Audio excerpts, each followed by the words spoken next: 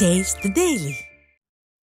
கரூர் மாவட்டம் அரவக்குறிச்சி அடுத்த சீரங்க கவுண்டனூரில் வெறிநாய் கடித்ததில் 11 ஆடுகள் உயிரிழந்தது விவசாயிகளிடையே அதிர்ச்சியை ஏற்படுத்தியுள்ளது. பெரியசாமி என்பவர் தனது தோட்டத்தில் வளர்த்து வந்த பட்டியில் இருந்த 30 ஆடுகளில் 11 ஆடுகள் வெறிநாய் கடியால் இறந்துள்ளன. மனிதர்களும் கால்நடைகளும் வெறிநாய் கடியால் பாதிக்கப்படுவது தொடர்கதையாகி வரும் நிலையில் தெரு நாய்களுக்கு கருத்தடை என கூறி ஒதுக்கப்பட்ட பல கோடி ரூபாய் நிதியை ஊழல் மாடல் ஸ்டாலின் அரசு என்ன செய்தது என மக்கள் கேள்வி எழுப்பியுள்ளனர்.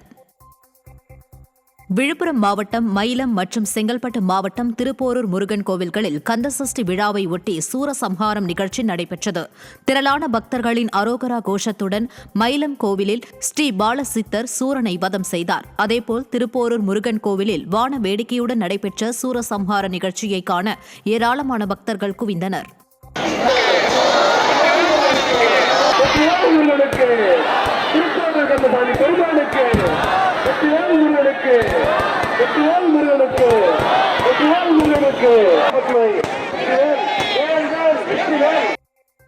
சென்னை விமான நிலையத்தில் அந்தமான் செல்ல இருந்த பயணியிடமிருந்து துப்பாக்கி குண்டுகளை விமான நிலைய பாதுகாப்பு அதிகாரிகள் பறிமுதல் செய்தனர்.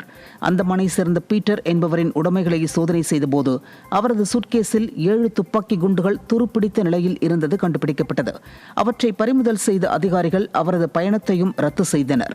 விசாரணையில் அவர் பீகாரில் துணை ராணுவப் படையில் பணியாற்றி ஓய்வு பெற்ற பின் திருச்சியில் உள்ள ஆயுதப்படை தொழிற்சாலையில் செக்யூரிட்டியாக கடந்த 10 ஆண்டுகளாக பணியாற்றி வருவது தெரியவந்தது. தருமபுரி மாவட்டம் காரிமங்கலம் அருகே அரசு நிலத்தில் வசித்து வரும் மக்கள் தங்களுக்கு வீட்டுமனை பட்டா வழங்க கோரி ஆட்சியர் அலுவலகத்தில் மனு அளித்தனர். சின்ன மட்டாளம்பட்டி கிராமத்தில் உள்ள அரசு நிலத்தில் பல ஆண்டுகளாக மக்கள் வசித்து வரும் நிலையில் அப்பகுதியில் இருந்து மக்களை வெளியேற்றும் பணியில் விடிய அரசின் அதிகாரிகள் ஈடுபட்டுள்ளதாக கூறப்படுகிறது.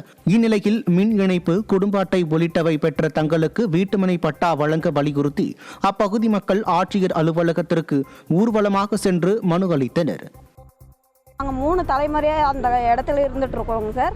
கரண்ட் கனெக்ஷனு, தண்ணி எல்லாமே கொடுத்துருக்காங்க சார். இப்போ எங்களை எழுப்புறாங்க. எங்களுக்கு நாங்கள் போகிறதுக்கு வழி இல்லை சார். ஊரில் இருக்கிறவங்களும் எழுப்புறாங்க, தாசில்தார், யாருமே எங்களுக்கு எந்த சப்போர்ட்டும் இல்லைங்க சார். கன்னியாகுமரி மாவட்டம் புளியன் விளை பகுதியைச் சேர்ந்த 19 வயது இளைஞர் நெல் அறுவடை இயந்திரத்தில் சிக்கி பலியானார். கண்ணன் என்ற இளைஞர் கழுத்தில் துண்டு போட்டு சுத்தம் செய்யும் பணியில் ஈடுபட்ட போது திடீரென இயந்திரத்தில் கழுத்து இறுக்கி சம்பவ இடத்திலேயே பலியானது அப்பகுதியில் சோகத்தை ஏற்படுத்தியது.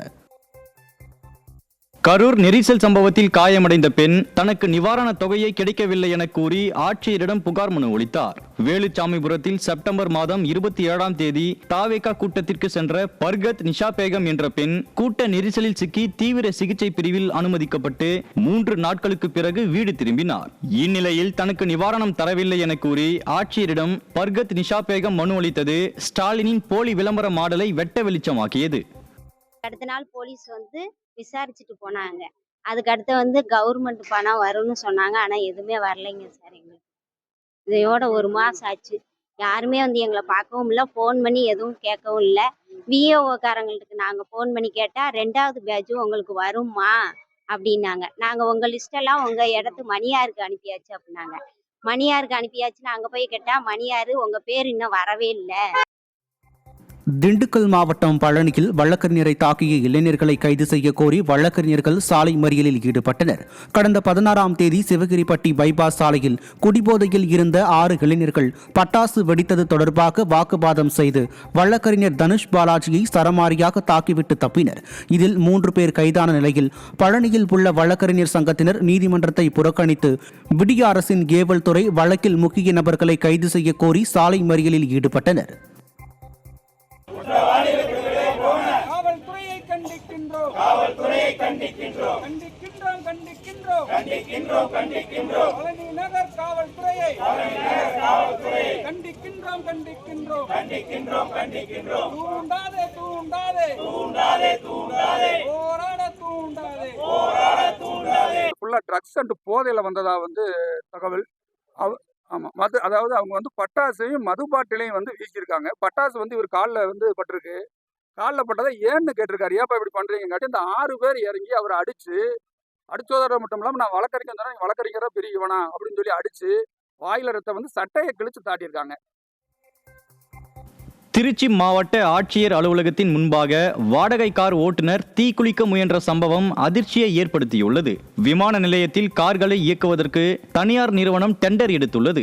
விமான நிலையத்தில் பிற வாடகை கார்களை இயக்குவதற்கு ஓட்டுநர்கள் இந்நிறுவனத்திற்கு செலுத்தும் 50,000 ரூபாய் முன்பணத்தை இந்நிறுவனம் திருப்பியளிக்காது என கூறப்படுகிறது.